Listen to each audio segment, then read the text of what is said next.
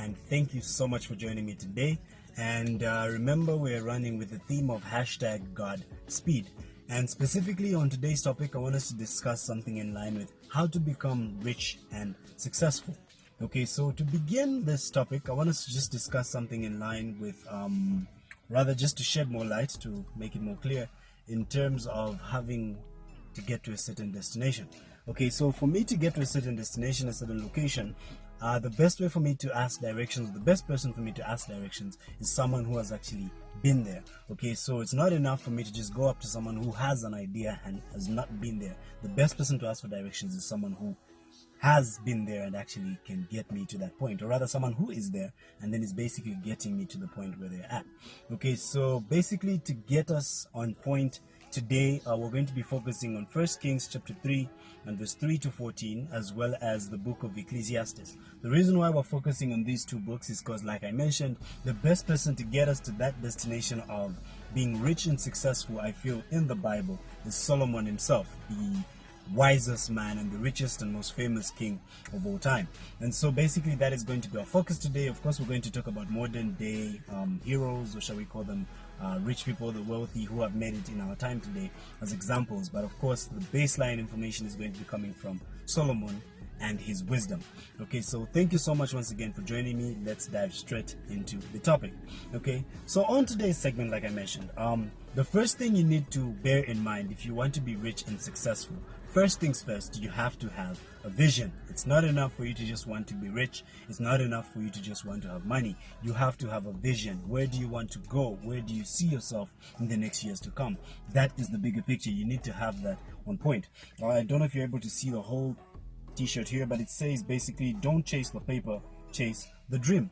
Okay, many people are out there chasing the paper, and that is where the struggle comes in, because when you chase paper, you're basically chasing after money that you do not have any idea of how to use. The mentality you have to have towards money is like the example that I gave of trying to get to a certain destination. You need to think of money as not the destination where you're going, but the means of getting to the destination where you're going. Okay, you need to be able to look at the bigger picture. Okay, don't just focus on money, look at the bigger picture. Yes, I want to be rich, but what is the bigger picture? If I'm rich, and then what? Okay, so basically money is basically going to be treated as maybe this vehicle that I'm in. This is money. Okay, money is going to get me from point A to point B. So it's not enough for you to just wish to have money. It's not enough for me to just come and sit in the car like the way I've sat right about now. If I need to get to a certain destination, I need to get moving, and the car is what is going to get me moving. It's one of the things that are going to get me moving for me to get to my destination. And that is the mentality you need to have towards money. Don't look at money as the end game. Look at money as a means to help you achieve the dream. Don't chase the paper, chase the dream. Are we together? Yeah. So still on that basic tip of money, I want us to understand that we have to have, or in life rather, we have three basic currencies. Okay, so the first currency that we have in life is our time. The amount of time that you have in life is your biggest currency, because money, time rather, allows you to do a number of things. The Bible in Ecclesiastes chapter 3 talks about how there's a time for everything and a season for every activity under heaven. So there's a time for everything, and you need to figure out what time and what point it is for you to do certain things. Don't just do things at the wrong time and everything. You need to be able to use your time wisely. Okay, then the second currency we have, of course, is money. Okay, money is important. Okay, money gets things done. That's the simple reality. Okay, Ecclesiastes, okay, still in Ecclesiastes, like I mentioned, we're focusing on Ecclesiastes. This time chapter 11 and verse 1 and 2. Allow me to read this one. Ecclesiastes chapter 11 verse 1 and 2. It says, send your grain across the seas, and in time profit will flow back to you.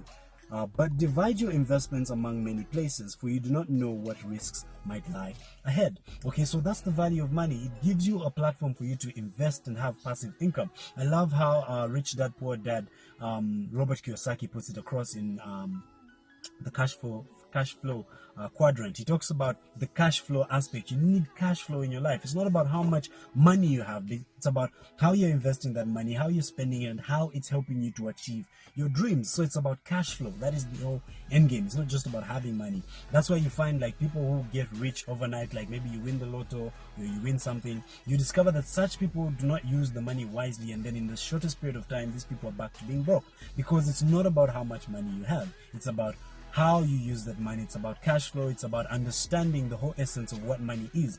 Money, like I said, is a means of getting me from point A to point B. It is not the end game. Let's have that in mind, because that is what rich people have in mind. That is how rich people treat money. People like Elon Musk, people like Bill Gates, people like Jeff Bezos, for example. These are people who have treated money as a means of attaining what they want to get to. These are people who have bigger goals, not just money.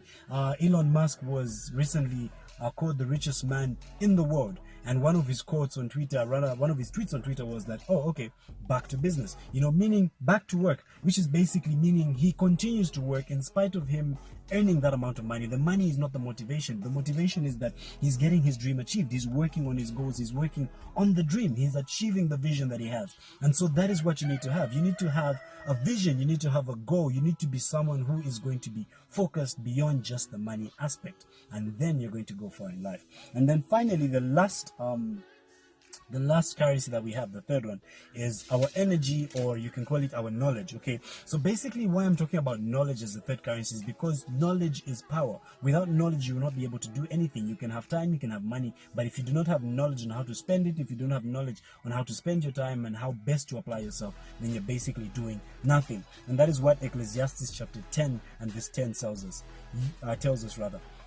Using a dowel axe requires great strength. So sharpen the blade. That is the value of wisdom. It helps you to succeed.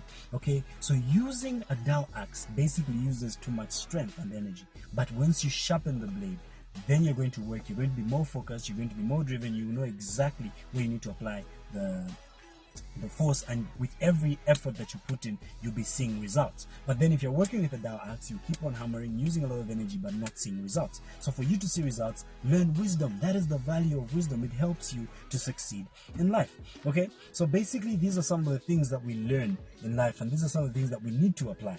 And then of course this brings me now to the final aspect of why I brought up this topic this particular point in time, and why we're looking at Ecclesiastes, why we're looking at Kings, and why we're referring to other things that have happened or other people's success in order for us to succeed. Like I mentioned, the best person to give me directions on where I need to go is someone who has been there or someone who is there, because they're the ones who know the routes exactly, not someone who just has an idea. And basically in first Ecclesiastes chapter 1 verse 9 and 10, this is what it says. History merely repeats itself. It has happened before. Nothing under the sun is truly new. Verse 10 goes on to add, some people may say, here is something new, but actually it is old. Nothing is ever truly new. Simple and straightforward. Nothing is ever truly new under the sun. There are no secrets to being successful. Success, just like failure, is predictable. Based on how you behave, based on where you decide to invest, how you choose to invest, your attitude towards investing, your attitude towards how you spend your money, how you spend your time, as well as whether or not you're willing to gather knowledge. That is going to determine whether or not you're going to be successful. Because success, like we said, is predictable. And that now brings me to my final point, which is under 1 Kings chapter 3.